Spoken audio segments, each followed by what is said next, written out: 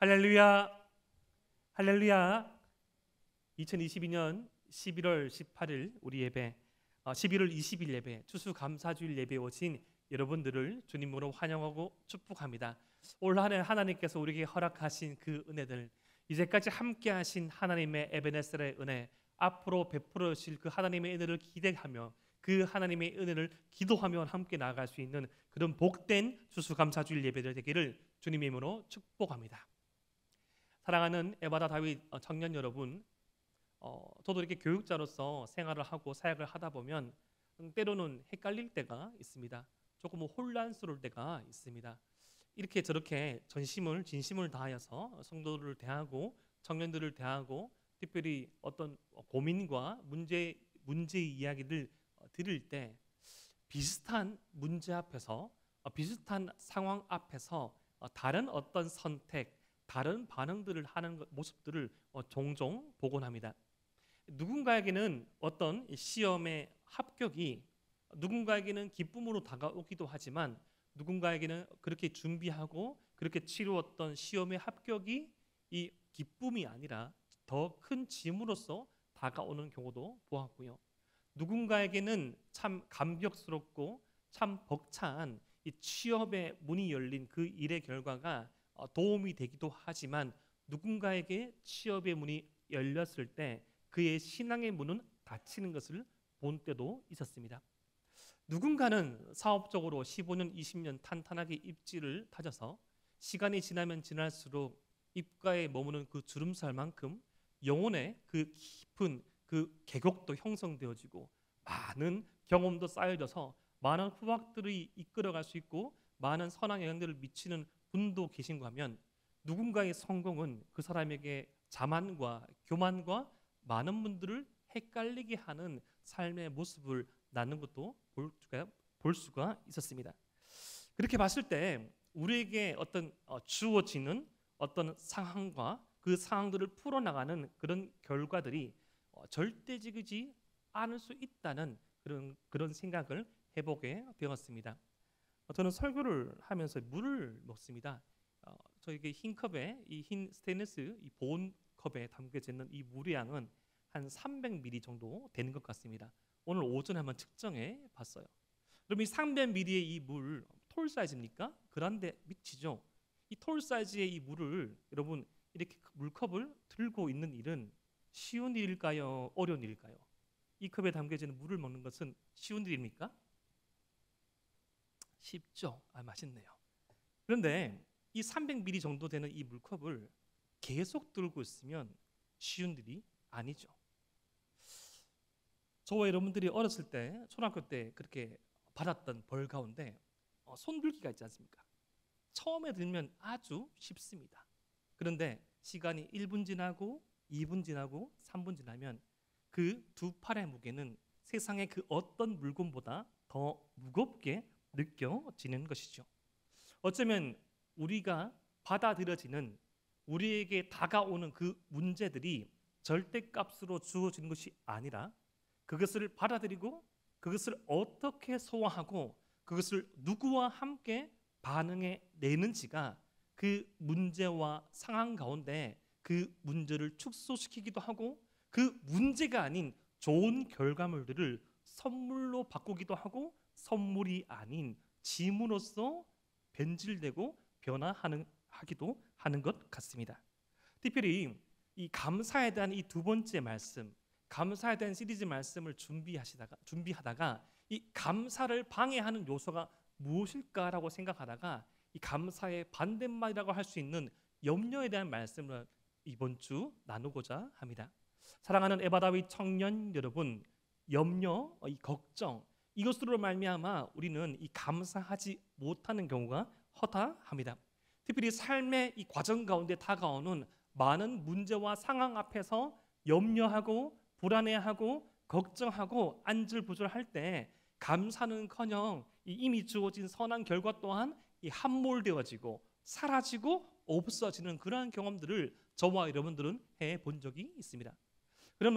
하지만 이 그러한 반응들이 이 감사할 수 있는 상황 앞에서 감사하지 못하고 이 시련과 아픔이라는 이 어려움 앞에서 더욱더 좌절하고 낭망하는 그러한 모습은 이 시대 오늘날 우리만의 모습이 아니라 이제까지 이 믿음의 여정을 걸어왔던 많은 성도들의 이 선택 가운데서 있었음을 우리는 알 수 있습니다.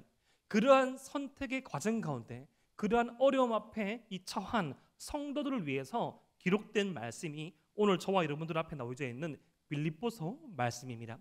여러분, 빌립보서 말씀의 이 주제가 빌립보서 4장 4절 말씀이 이렇게 나와 있습니다. 우리 빌립보서 4장 4절 말씀을 함께 읽어 보겠습니다. 시작. 주 안에서 항상 기뻐하라. 내가 다시 말하노니 기뻐하라. 아멘. 사도 바울은 이 빌립보 교회의 성도들과 이 말씀을 받아들일 후대의 성도들에게 항상 기뻐하라고 이 말씀을 전하고 있습니다. 항상 기뻐하라. 웃음이 넘치는 그런 사람입니까? 그런데 아이러니하게도 항상 기뻐하라고 권면하고 있는 사도 바울의 처지는 감옥에 있었습니다. 그는 어쩌면 그의 생애의 마지막 부분을 지낼 수도 있고요. 많이 남아봤자 그의 생애가 한 4년에서 6년 정도 남은 사도 바울의 이 말년, 어쩌면 유언적인, 어쩌면 그의 생애를 마무리하면서 불안과 애매모호함과 공포와 어려움과 문제가 난무한 이 세상 가운데 이 삶을 마무리하면서 성도들에게 해주고자 하는 유언적인 메시지가 바로 기뻐하라는 것입니다. 감사하라는 것입니다. 평안하라는 것입니다. 그렇다면 그 어려움과 문제가 난무하는 세상 가운데 우리는 어떻게 평안을 가질 수 있고 감사를 선택할 수 있을까요? 그것에 대한 이 세 가지 방법을 오늘 말씀을 통해서 살펴보려고 합니다. 이 첫 번째 방법이 바로 이 사도 바울은 바른 관계를 가지라고 합니다. 따라해 볼까요? 바른 관계를 가지라. 빌립보서 4장 2절 말씀을 함께 읽어 보겠습니다. 시작. 내가 유오디아를 권하고 순두개를 권하노니 주 안에서 같은 마음을 품으라. 아멘. 빌립보 교회에 유오디아라는 성도와 순두개라는 성도가 어떠한 연유인지는 모르겠지만 다투었습니다. 다투어서 갈라져 있는 그들에게 사도 바울은 같은 마음을 품으라고 말하고 있습니다. 인생의 유언적인 이 말씀, 인생을 정리하면서 신앙생활이란 이 신앙생활에 대한 정리를 하면서 기록된 이 빌립보서 말씀 가운데 평안을 누리고 더 기뻐할 수 있고 행복해할 수 있는 첫 번째 방법, 염려를 물리칠 수 있는 첫 번째 방법으로서 바른 관계를 가지라고 합니다. 사도 바울은 지금 교회 안에서 어떠한 갈등이나 어떠한 문제도 없어져야 한다고, 있으면 안 된다고 하는 말이 아닙니다. 이 갈등, 생길 수 있는 문제, 생길 수 있는 오해, 생길 수 있는 싸움 앞에서 어떠한 자세와 태도로 풀어가야 하는가를 말해주고 있습니다. 그렇다면 이 관계의 문제를 풀어나가는 그 출발점은 어디서부터 주어질까요? 우리 빌립보서 4장 5절 말씀을 함께 한번 읽어보겠습니다. 시작. 너희 관용을 모든 사람에게 알게 하라. 주께서 가까우시니라. 아멘. 관용, 자신의 어떤 우월함, 자신의 우위성, 내가 옳다라는 것을 끝까지 관철시키는 그 태도를 취하지 아니하는 것, 그럴 수 있지, 그럴 수도 있겠네, 이해하고 포용으로 나아가는 그 첫 번째 마음 자세인 관용, 이 관용을 어떻게 가질 수 있는가 하면 주께서 가까우시니라. 주님 앞에서의 삶으로 우리의 삶을 인식할 때 관용을 품을 수 있다는 겁니다. 1차적으로 이 초대교회 성도들은 저와 여러분들보다 훨씬 더 주님의 재림에 대한 이 소망이 강했습니다. 그리고 그러할 것이 실제적으로 이 예수님의 이 승천을 본 사람이 있었고 예수님의 승천을 본 사람의 그 증언을 들은 사람이 있었고 예수님의 승천 그리고 재림에 대한 약속을 본 사람의 지인이 있었던 거죠. 여러분, 저도 몰랐는데 오늘 지나가고 내일 새벽부터 월드컵이 시작되더라고요. 여러분, 혹시 여러분 주변에서 월드컵을 직접 갔다 오신 분 있습니까? 저는 몇 분 있었습니다. 그런데 이게 이 월드컵에 대한 커밍아웃이 이 월드컵 시즌에만 이루어진 것을 들었거든요. 아주 조용한 예전에 사역하던 교회에서 교회에 있었던 일인데 조용한 자매였습니다. 근데 그 자매가 지난 공동체에서 월드컵 이 경기를 두고 월드컵 경기를 함께 관전하고 응원하던 그런 이 사역을 했습니다. 청년부에서. 그때 대단히 저에게 특별한 경험이었습니다. 정말 이게 대단한 분위기로 다 모였거든요. 인조 잔디밭에 있는 그런 교회라서 한 수백 명 이렇게 모여가서 이렇게 하고 있는데 그 자매가 그 유니폼을 입고 와서 완전 뭐 붉은 땡땡 그 뒤에 말하지 않겠습니다. 붉은 그 모습을 보이면서 얼마나 열심히 응원하는지. 근데 본인이 무려 월드컵을 2번이나 실질적으로 경험해 본 거예요. 너무 좋았다는 거죠. 심지어는 그 골을 넣었던 선수들에게 사인도 받아봤던 거죠. 거의 뭐 현란한 드리블을 하고 막 하던데 결국 저희가 응원했던 그 경기에서 졌습니다. 참혹한, 잊지 못하는 그런 참 감사한 일이었지만 잊지 못하는 사역 중에 하나였습니다. 근데 그 자매가 그렇게 우는 걸 처음 봤습니다. 예수님 돌아가신 줄 알았어요. 얼마나 울든지. 그 경험해 본 사람은 다르더라는 것이죠. 제가 이번 주 월요일 날 당직 근무를 서고 근무가 마쳐지고 난 다음에 저희 조카가 학교에서 이 발표회를 했습니다. 지금 이제 오보이를 전공하고 있는데 처음 배워서 몇 개월 배웠지 않았지만 학교 학생들하고 같이 발표를 하는 자리를 가졌습니다. 클래식을 그렇게 즐거리지는 않지만 가끔씩 들었는데 저도 코로나 이전에 들었고 한 5년 만에 그런 오케스트라, 이 완편된 오케스트라의 그런 공연을 처음 들었던 것이죠. 근데 처음 딱 들었는데 이 곡이 짠 하고 들어가는데 이 저의 몸과 마음이 녹으면서 제가 한 6년 전에 처음 들었던 이 교향악 축제의 그 밀러의 곡이 생각나는 거예요. 곡조는 생각 안 납니다. 근데 처음 그때 교향악 축제에서 들었던 그 환희가 떠오르는 거예요. 야, 클래식이 진짜 좋네. 물론 우리 위드 찬양팀의 찬양이 제일 좋지만 전기음이 제일 좋지만 전기음도 좋지만 이 클래식이 주는 힘도 있더라고요. 근데 딱 들었을 때 이게 왜 한 400~500년 정도 이러한 악기를 통해서 예배를 드리는 걸 알 수 있을 정도로 참 좋았거든요. 경험해 보니까 알겠더라고요. 사랑하는 에바라비 청년 여러분, 지금 이 빌립보 이 성도들, 빌립보서를 처음 받아들인 독자들은 주님의 재림에 대한 그런 이 실제적인 경험도, 주님의 재림에 대한 실제적인 고민도 가지고 있어서 주님 앞에서 활동하고 주님 앞에서 살아갔지만 저와 여러분들 이 주님의 재림이 2000년 동안 진행되어지고 있는 2000년 동안 어쩌면 지금 연기되고 있는 이 시점에서도 주님 앞에서 살아갈 수 있다는 것이죠. 주님의 현존을 인식하고 주님과 함께 동행하기를 꿈꾸며 주님이 내 안에 계시고 내가 주 안에 있는 그 주님의 인도와 주님의 임재와 주님의 동행을 추구하는 삶 가운데서는 관용이, 용서가 그렇게 많이 어려운 일은 아니다라는 것입니다. 왜 그렇죠?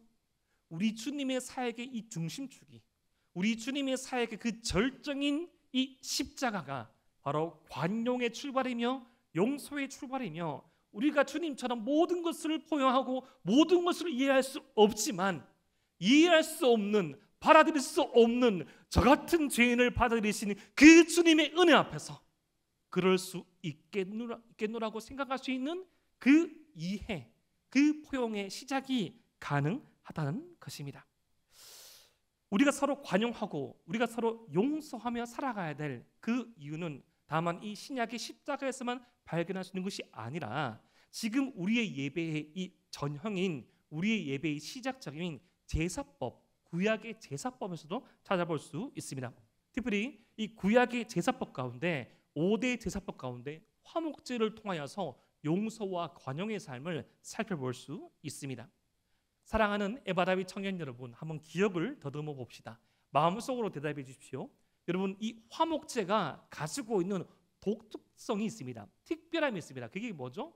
마음속으로 다 대답할 수 있죠. 화목제의 이 살코기, 화목제의 제물의 일부분은 이 제물을 바친 사람이 먹을 수 있고 나눠줄 수 있습니다. 그런데 이 감사함으로 드리는 이 화목 제물은 레위기 7장 15절 말씀 앞뒤를 살펴보면 그 고기는 이 당일날 먹어야 합니다.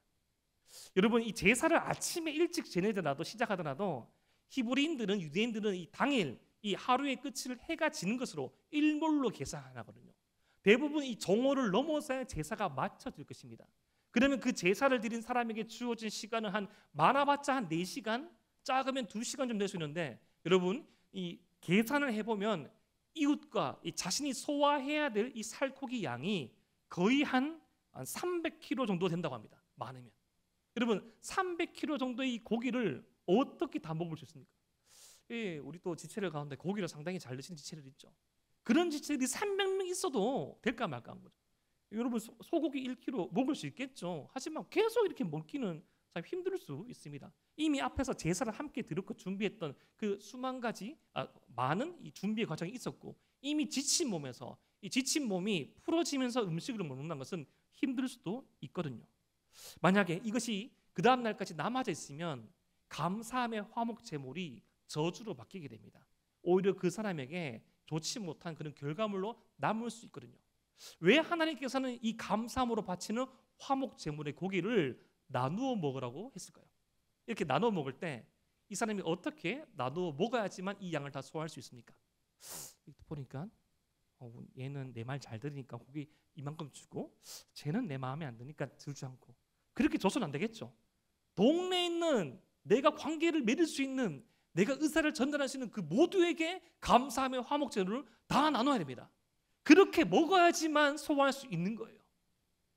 하나님 앞에 받은 은혜를 감사함으로 드리는 화목 제물, 주님 앞에서 입었던 그 은혜, 사죄의 은혜를 감사하는 그 화목 제물은 나만, 내 기준으로 내가 편한 그러한 처리 방식으로는 취급할 수 없다는 것이죠. 구약의 화목 제물을 통해서 저와 여러분들에게 보여주시는 그 화목, 관용의 원리는 무엇입니까? 너 또한 그 누군가에게 불편함과 어려움을 끼칠 수 있는 존재임을 기억하고, 우리에게 허락하신 그 은혜를 막아두지 말고 잘 흘러보내어서 나누라는 것이 바로 구약의 화목 제물이 저와 여러분들에게 주는 이 관용에 대한, 용서에 대한 그런 교훈입니다.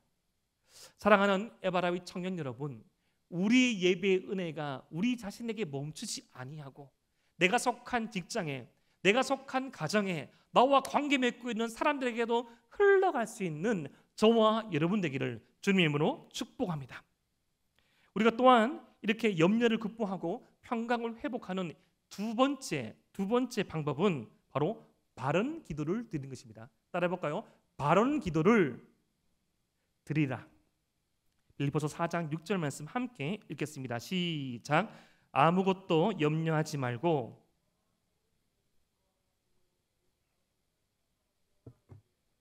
아멘. 지금 이 말씀은 아무것도 염려하지 말라는 것이 생각 없이 살아가라는 그런 뜻이 아니죠. 아무것도 염려하지 말고 다만 모든 일에 기도와 간구로 우리 구할 것을 감사함으로 하나님께 아뢰라는 이 사도 바울의 말씀의 뜻은, 염려의 결과가 우리에게 있지 않음을, 염려의 주도권이 우리에게 있지 아니함을 알고 하나님께 맡겨드림으로 선제적으로 감사하고 기도하라는 것입니다. 사랑하는 에바라비 청년 여러분, 사랑하는 우리 청년 여러분, 왜 걱정합니까? 걱정하는 그 이유의 근본적인 원인은 신뢰하지 못하기 때문이죠. 시험에서 누가 떱니까? 준비하지 않았거나 생각이 없는 사람이, 준비하지 않은 사람이 떨죠. 생각이 없는 사람은 떨지 않아요. 왜? 무념무상이거든요. 걱정하는 사람, 자신감이 없는 사람이 떠는 거예요. 누가 불안해합니까? 이미 충분한 준비를 마쳤음에도 불구하고 마친 준비에 대한 확신이 없는 사람. 또 축구 얘기를 해서 죄송하지만 지금 이맘때쯤 이 월드컵 대표팀, 각국의 대표팀에서 어떤 전술 훈련, 어떤 체력 훈련만큼 가장 신경 쓰는, 현대 축구에서 가장 신경 쓰는 훈련은 바로 마인드의 훈련입니다.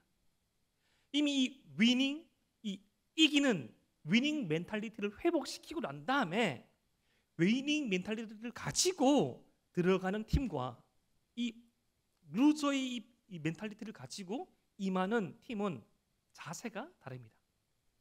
현대 이 운동 경기의 상당수는 심리전입니다. 이미 자신이 일궈놓을 그 그림을 다 그려놓고 이 머릿속에서 그 전술을 그려놓고 구현해내는 것이죠. 구현해내는 것이죠.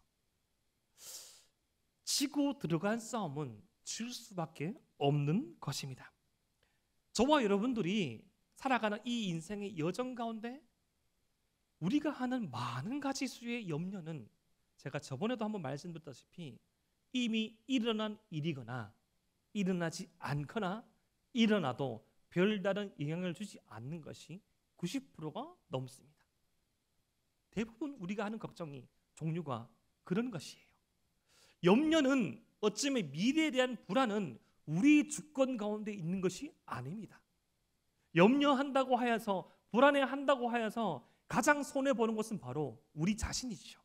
우리는 이제까지 우리의 삶을 인도하고 함께 하신 그 하나님에 대한 은혜에 대한 감사를 가지고 감사하는 마음을 가지고 그분께 신뢰함으로 드리는 주고받는 기도가 우리에게 필요한 것입니다. 이러한 감사의 시즌이 되면 추수감사절 시즌이 되면 많이 다루는 이 성경 본문 말씀이 있죠. 제가 전에 한번 나누었던 이 누가복음 17장 10명의 나병 환자의 이야기입니다. 여러분, 이 10명의 나병 환자가 예수님의 말씀을 듣고 이 제사장에게 자신의 몸을 깨끗하다는 것을 보이고자 가는 그 길 가운데 10명 다 고침을 받았습니다. 낫고 고침받는 것이 아니라 10명 다 고침받았는데 누가 예수님께 돌아왔죠? 우리 누가복음 17장 17절에서부터 19절 말씀을 함께 읽어 보겠습니다. 시작. 예수께서 대답하여 이르시되 10사람이 다 깨끗함을 받지 아니하였느냐? 그 9은 어디 있느냐? 이 이방인 외에는 하나님께 영광을 돌리러 돌아온 자가 없느냐 하시고 그에게 이르시되 일어나 가라 내 믿음이 너를 구원하였느니라 하시더라. 아멘. 감사가 이 사마리아 출신의 나병 환자를 낫게 하였다고 말씀하지 않죠. 하나님께서는 우리 믿음을 감사로 측정하신다는 겁니다. 지금 유일하게 하나님 앞에 감사하러 온 그 자를 보고 내 믿음이 너를 구원하였다고 말씀합니다. 나머지 9명은 육체적인 질병은 치료함 받았지만 영혼의 구원은 받지 아니하였어요. 하지만 하나님께 받은 그 은혜를 감사하는 그 자는, 감사하는 삶은 영혼의 구원의 척도가 될 수 있음을 주님께서 말씀하신 것이죠. 하나님의 은혜를 아는 저와 여러분 성도들은 감사해야 합니다. 감사할 수 있습니다. 감사의 사람이어야 합니다. 감사가 저와 여러분들을 살릴 것입니다. 오늘 우리 교회에 나올 때, 우리 사랑하는 대동교회에 나올 때 이미 상당수 우리 청년들의 절반 이상은 주일학교를 섬기고 있는데 아침 9시 반까지 주일학교의 문을 열었을 때 여러분 어떤 생각으로 그 문을 열었습니까? 아니 교회에 나오기 위하여서 7시 반, 7시 일어나셨을 때 어떻게 일어나셨습니까? 오늘 사역을 마무리하고 또 두 번째 예배인 사부 예배를 준비하러 나올 때 여러분들의 마음은 어떠하셨습니까? 아니면 이 1시 반에 드려지는 이 찬양 예배, 1시 반에 찬양으로 문을 여는 이 우리 사부 예배를 드리러 나올 때 여러분들은 어떤 마음으로 집의 문을 열고 나오셨습니까? 감사함으로 저와 여러분들이 함께 예배드리기를 소망합니다. 저는 가끔씩 그런 좀 무서운 상상을 해봅니다. 감사가 믿음의 척도라고 하는데 후에 우리 예수님께서 주님 앞에 설날 내가 감사한 것만 남기고 그 모든 것들은 사라지게 할 때 과연 내게 얼마만큼 많은 믿음의 분량이 남아 있을까? 감사한 것만 남겨놓고 다 빼봐. 감사한 것만 남겨놓고 감사한 것만 말해봐 라고 할 때 내가 우리 주님께 드릴 수 있는 말은 얼마만큼 있을까? 한번 생각해 봅니다. 내가 무엇을 했고 내가 무엇을 섬겼으며 내가 무언가를 이뤄냈고가 아니라 내가 무언가에 대해서 감사하고 이 감사함의 은혜로 말미암아 무언가를 용서하고 용서함의 은혜로 말미암아 우리 공동체가 살아나고 살아남으로 말미암아 또 다른 영혼이 주님 앞으로 인도함을 바란다고 할 수 있는 생명의 그 흐름이 우리의 삶 가운데 얼마만큼 많이 남겨진지를 오늘 추수감사절 예배를 통해서 살펴보기를 원합니다. 이러한 감사함을 가지고 감사하는 마음을 가지고 기도 드릴 때 우리의 삶 가운데 어떠한 결과가 일어납니까? 빌립보서 4장 7절 말씀 함께 읽어 보겠습니다. 시작. 그리하면 모든 지각에 뛰어난 하나님의 평강이 그리스도 예수 안에서 너희 마음과 생각을 지키시리라. 아멘. 우리 주님께서 우리에게 주실 수 있는 가장 큰 기도 응답, 그것은 바로 그리스도 안에 있는 평강이 우리 가운데 있는 것입니다. 그 어떤 것보다 근본적인, 그 어떠한 기도 제목보다 가장 강력한 기도 응답이지요. 바로 평강. 기도하면 문제가 해결된다. 기도하면 시험에 합격한다. 기도하면 내가 바라고 아뢰는 것들이 이루어진다 라는 것들은 이 기도 응답에 대한 낮은 차원의 이야기입니다. 우리의 기도는 다만 문제 해결에만 초점이 맞춰져서는 안 됩니다. 우리의 기도의 궁극적인 목적은 우리 주님께서 저와 여러분들에게 주실 수 있는 이 평강, 그 누구도 빼앗을 수 없는 그 평안, 그 평강과 평안, 그 은혜 가운데 우리가 거하는 것입니다. 사랑하는 에바다비 청년 여러분, 저도 그럴 때가 있지만 여러분도 그럴 때 있지 않습니까? 어떤 좀 복잡한 상황들이 생겼을 때, 어려운 일들이 생겼을 때, 지금 내가 머무르고 있는 일상에서 좀 벗어나서 좀 어떤 여행을 가거나 어떤 연수를 가거나 어떤 바람을 좀 쐬면 좀 좋을 것이라는 그러한 생각들. 제가 어떤 목사님의 간증을 한번 들은 적이 있습니다.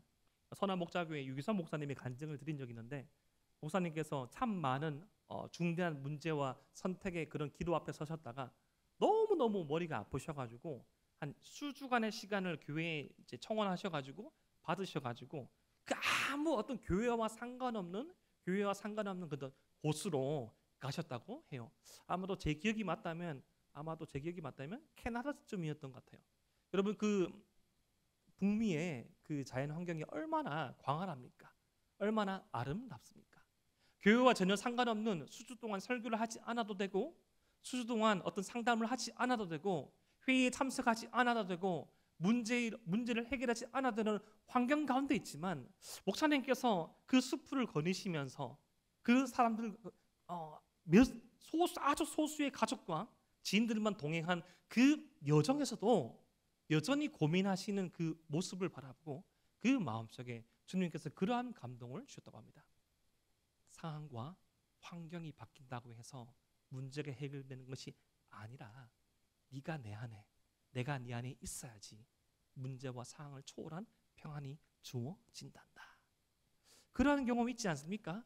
좀 훌훌 떨쳐버리려고 좀 성김을 내려보기도 하고, 어떠한 곳에 한번 살아보기도 하고, 어떠한 경험을 해보기도 하지만 좀 얼마 시간이 가지 않아서 유사한 문제, 유사한 사람, 유사한 선택의 과정 앞에서 비슷한 실수, 비슷한 절망, 비슷한 아픔을 겪는 우리 모습을 말이죠.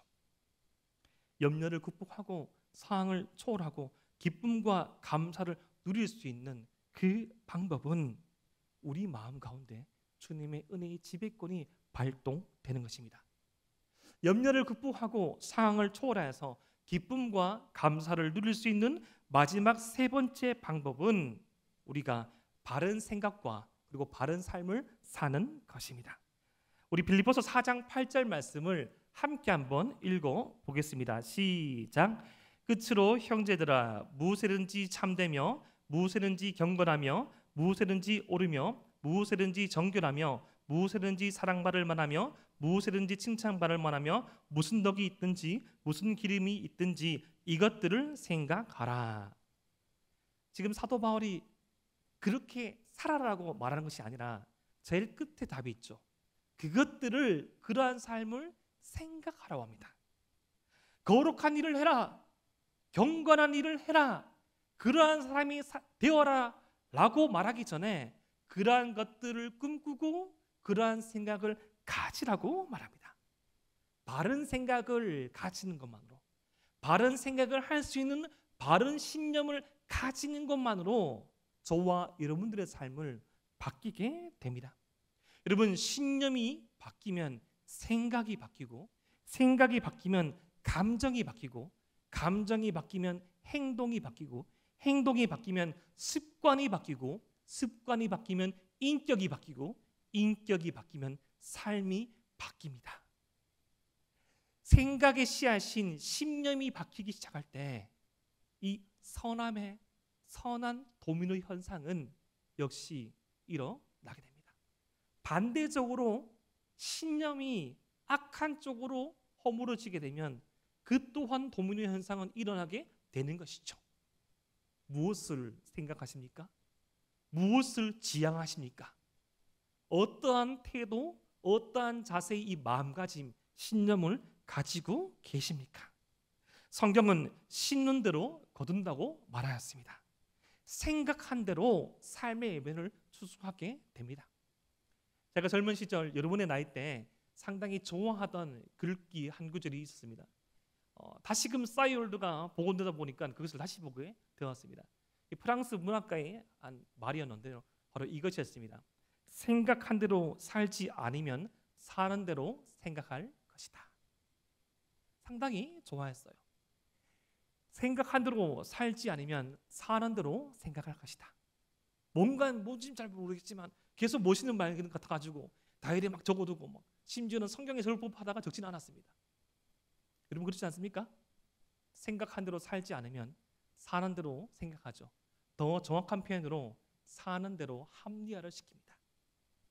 라떼는 그랬어라고 말하지만 그 라떼 나만 중심이 되어서 그 모든 것들은 재단하고 비판하죠.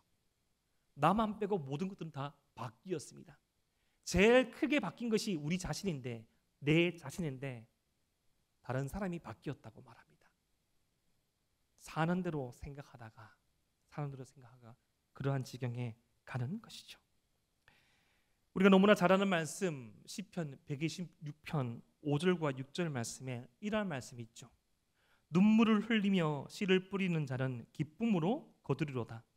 울며 씨를 뿌리러 나가는 자는 반드시 기쁨으로 그 곡식단을 가지고 돌아오리로다. 아멘. 이 말씀은 성전을 올라가며 다시금 허물어지고 재건되어져 갈 그 성전을 기대함으로 올라가는 순례자의 노래이죠. 눈물을 흘리며 씨를 뿌리는 자는 기쁨으로 거둔다는데 나도 눈물을 흘리며 씨를 뿌려야지. 울며 씨를 뿌리는 자는 반드시 기쁨으로 그 곡식단을 거둔다는데, 그런데 여러분 아십니까? 여기서 중요한 것은 어떤 씨를 뿌리냐는 것입니다. 어떤 씨를 뿌립니까? 무엇을 뿌립니까? 그것이 더 중요합니다. 나의 어떤 욕심의 씨, 인생의 주기에 맞추어서 물론 당연히 꿈꿀 수 있고 취할 수 있는 소소한 행복까지도 하나님을 배제하고 하나님을 제외한 그 소소한 행복과 그런 바람들도 때로는 그것이 이루어졌음에도 불구하고 또 다른 욕망의 발판으로 전락해버리는 소소하지 않은 큰 욕심 덩어리가 되는 것을 우리가 볼 때가 있죠. 하나님을 제외한 인생이 그러합니다. 내가 주인되고 내가 모든 것을 책임지고 우리가 돋보여야 되고 우리만이 위로받아야 되고 우리만이 피해받아야 할 그러한 상황과 그러한 삶의 여정 가운데서는 그 어떠한 문제가 해결되더라도 그 해결이 또 다른 짐으로 다가올 때가 있다는 것이죠. 우리 주님께서 살아가실 때 우리와 똑같은, 우리만큼 우리보다 더한 그 인생의 무거운 짐과 그 수백 가지의 율법의 짐과 사람들의 시선 앞에서 외식과 윗선으로 살아가던 사람들에게 이러한 말씀을 하셨습니다. 마태복음 11장 28절부터 30절 말씀. 수고하고 무거운 짐진 자들아 다 내게로 오라. 내가 너희를 쉬게 하리라. 우리는 이 말씀에 멈춰서죠. 주님께로 돌아가면 주님께서 내 짐을 짊어주시고 나를 쉬게 하신대. 그런데 우리 주님의 포인트는 뒤에 있죠. 나는 마음이 온유하고 겸손하니 나의 멍에를 메고 내게 배우라. 그리하면 너희 마음이 쉼을 얻으리니 이는 내 멍에는 쉽고 내 짐은 가벼움이라 하시니라. 지금 우리 주님께서 내게로 오라. 내가 너희를 쉬게 하리라. 그렇게 말씀하실 때 우리가 지고 있는 그 욕심의 짐들 다 내려놓고 우리가 지고 있는 그 모든 바람들 다 내려놓고 우리의 생각대로라면 어떤 성공, 어떤 해결, 어떤 풍충만한 그 만족의 보따리만, 만족의 그 알망이만 까가지고 우리 입에 넣어주시고, 내가 필요할 때 공급해 주시고, 내가 필요할 때 쫙 펼쳐지는 그런 것이 아니라, 내게로 와, 얘들아 내게로 와, 내한테 오면 쉴 수 있어 라고 말씀하시는 그 주님의 그 쉼은 무엇인가 하니, 우리 주님과 함께 같이 짐을 지고 우리 주님과 함께 걸어가는 것이었습니다. 그것이 무엇인가는 알고 있죠. 인자가 온 것은 섬기러 왔노라. 섬김을 받으러 온 것이 아니라 섬기러 온 것. 내가 이 땅 가운데 온 것은 죽으러 왔노라. 먼저 영광을 취하는 것이 아니라 고난과 시련과 혼란을 통과한 그 고난 뒤의 영광을 바라보신 그 주님의 삶을 함께 가자고 말합니다. 그때 쉬워질 것이라고, 가보여질 것이라고 말씀하는 것이죠. 그때 우리가 가지고 있는 이 염려의 껍데기를 벗을 수 있을 것입니다. 여러분, 나비가 그 껍질을 벗고 날개짓하는 그 과정을 본 적 있습니까?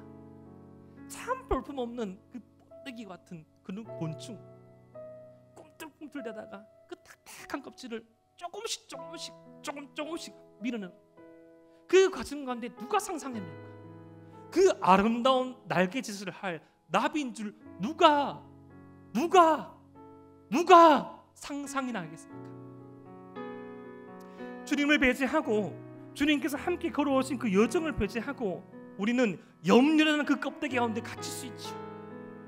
하지만 그 염려를 뒤집어서 주님과 함께한 여정으로 이해하고 우리 주님을 향한 그 마음을 가지고 우리의 기도의 그 전환점을 바꾸고 우리의 마음을 새롭게 하여서 조금씩 우리 주님과 함께 그것을 극복해 나가다 보면 그 염려의 껍질은 벗어버리고 어느새 날고 있는 우리 모습을 보게 됩니다. 그러한 날갯짓 앞에 여러분들이 있습니다. 그러한 날갯짓 앞에 여러분들이 있습니다. 염려의 껍데기를 함께 벗어봅시다. 하지만 짐이 없는 것은 아닙니다. 우리 주님께서 걸어가신 그 길을 함께 걸어 나가야 합니다. 수고와 그 어떤 대가와 희생이 없다고 말씀하지 않습니다. 그리스도인으로서 주님을 알기에, 주님의 은혜를 입었기에 치러야 될 삶이 있다고 말씀하십니다. 하지만 그 희생은, 그 대가는, 그 흘리는 눈물은 서럽지 않을 것이며 영광스럽고, 그 고생은 상처가 되는 것이 아니라 별이 되고, 그 아픔은 절망이 아니라 또 다른 소망으로 남겨지게 될 것입니다. 2022년 추수감사주일을 맞이하여서 우리에게 베풀어 주신 그 은혜를 기억하고 앞으로 베풀어 주실 그 은혜를 기대함으로 염려의 껍데기를 벗어버리고 희망의 날갯짓을 준비함으로 나가는 저와 여러분 되시기를 주님의 이름으로 축복합니다. 기도드립니다.